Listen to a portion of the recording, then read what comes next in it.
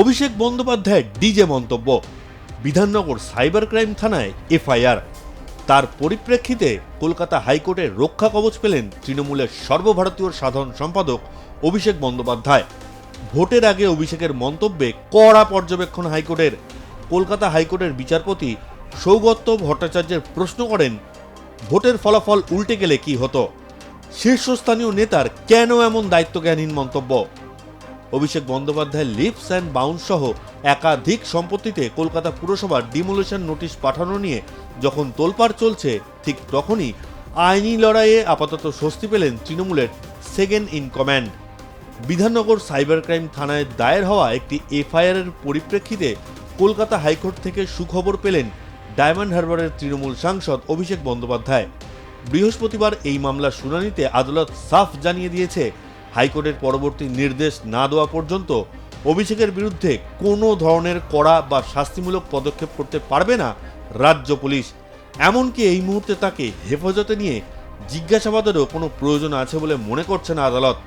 আগামী 20 জুলাই এই মামলার পরবর্তী শুনানি। আগামী 31 জুলাই পর্যন্ত সুরক্ষা কবচ বা রক্ষা কবচ বহাল থাকবে। বৃহস্পতিবারের শুনানিতে মামলাকারীর আইনজীবী আদালতে সওয়াল করেন, যিনি মন্তব্য করেছেন তিনি একটি দলের সর্বভারতীয় জেনারেল সেক্রেটারি, তিনি 3 বারের সাংসদ। এই ধরনের মন্তব্য কি তার মুখে শোভা পায়?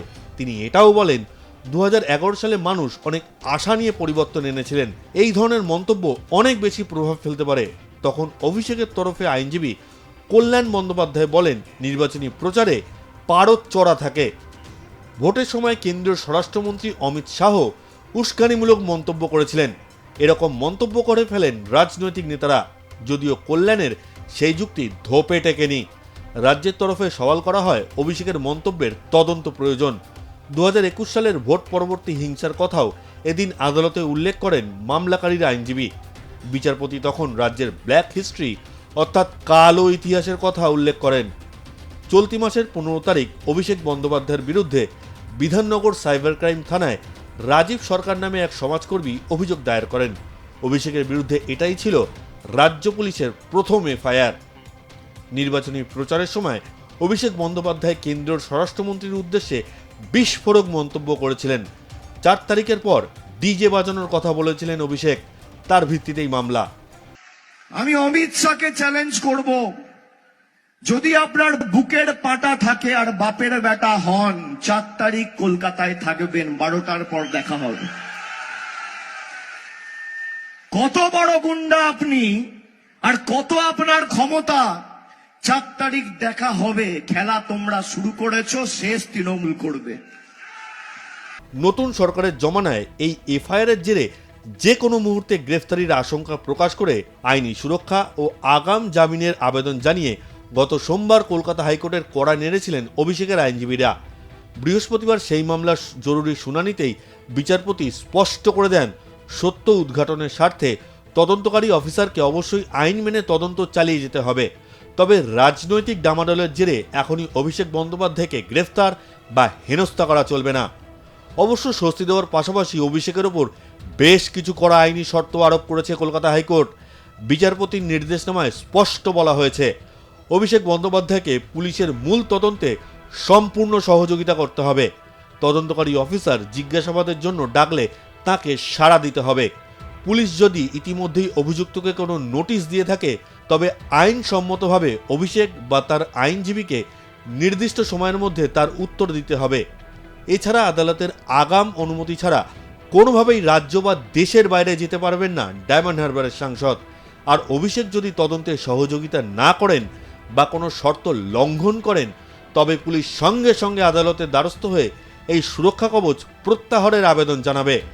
রাজনৈতিক মহলের মতে, রাজ্যে ক্ষমতার সমীকরণ বদলানোর পর থেকেই তৃণমূল শিবিরের একাধিক নেতার বিরুদ্ধে পুরনো ও নতুন মামলার ফাইল খোলা হচ্ছে। তবে সরাসরি অভিষেক বন্দ্যোপাধ্যায়ের বিরুদ্ধে সাইবার থানায় এফআইআর এবং আগাম জামিনের আবেদনের এই ঘটনাকে কেন্দ্র করে এই মুহূর্তে বঙ্গ রাজনীতি ও আইনি অলিন্দে ব্যাপক চাঞ্চল্য তৈরি হয়েছে। ব্যুরো রিপোর্ট, আর+ নিউজ।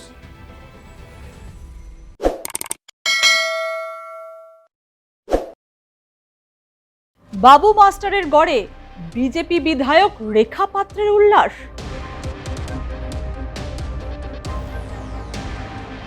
চলল বিজয় উৎসব।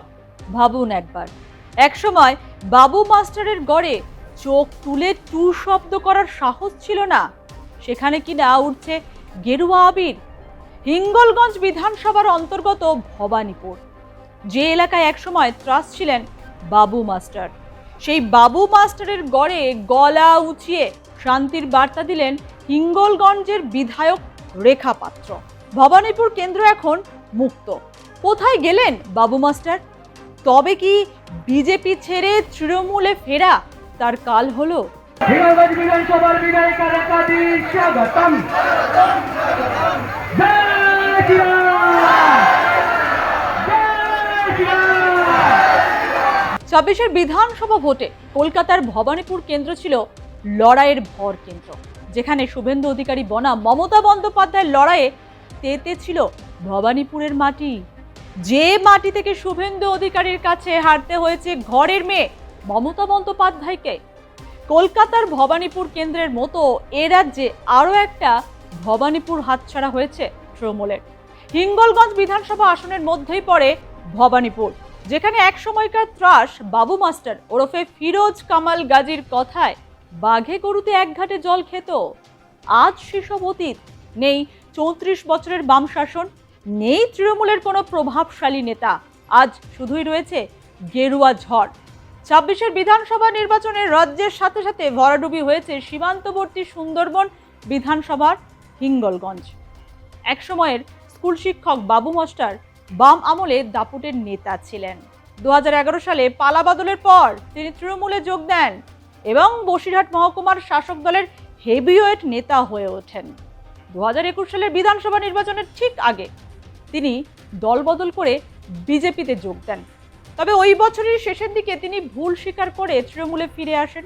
শিক্ষক হলে কি হবে, তার বিরুদ্ধে ভুরি ভুরি অভিযোগ। মিনাখাও হাসনাবাদ এলাকায় তার বিরুদ্ধে ভেড়ি দখল, তোলাবাজি এবং ইটভাটাগুলোতে একচ্ছত্র আধিপত্য বিস্তারের অভিযোগ ছিল। ২০২১ সালের বিধানসভা নির্বাচনের আগে বাসন্তী হাইওয়েতে তার গাড়িতে বোমা হামলা ও গুলি চালানোর ঘটনা ঘটেছিল। এতে তিনি গুরুতর আহত হন। তবে পুলিশ তদন্তে নেমে চাঞ্চল্যকর তথ্য পায়। জানা যায়, রাজনীতির ময়দানে নিজের দর বাড়াতেই বাবু মাস্টার ওরফে ফিরোজ কামাল গাজী নিজে ষড়যন্ত্র করে নিজের ওপর হামলা করেছিলেন।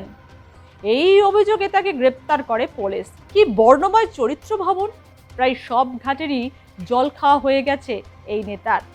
বিধানসভা ভোটের মাস কয়েকের মধ্যে ফুলবদল।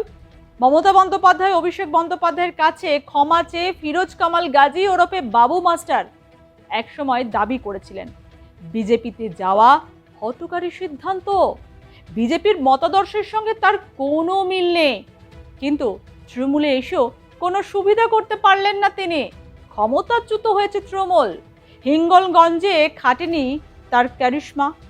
তার নিজের এলাকাতেই উড়েছে গেরুয়া আবির। রেখাপাত্র বিধায়ক হতি তাকে নিয়ে উন্মাদনার শেষ নেই।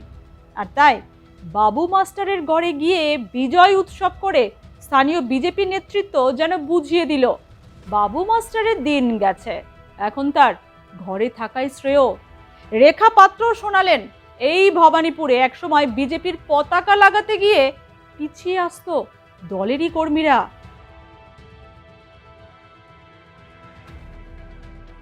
দেখুন, এই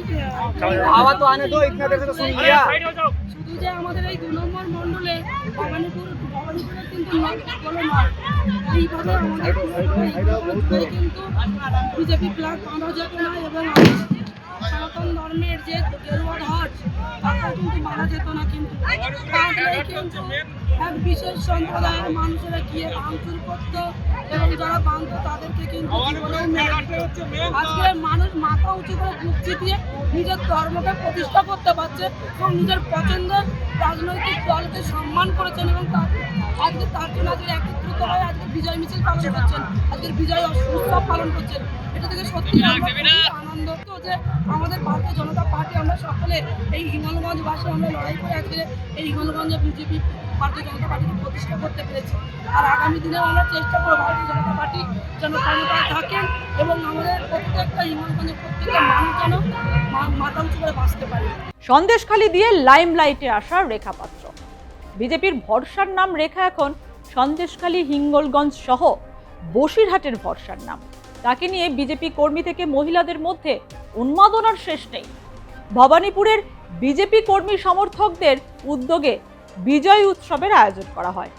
সেই আয়োজনে উপস্থিত ছিলেন সন্দেশখালীর বিধায়ক সনদ সর্দার ও হিঙ্গলগঞ্জ বিধানসভার বিধায়ক রেখা পাত্র সহ একাধিক বিজেপি নেতৃত্ব।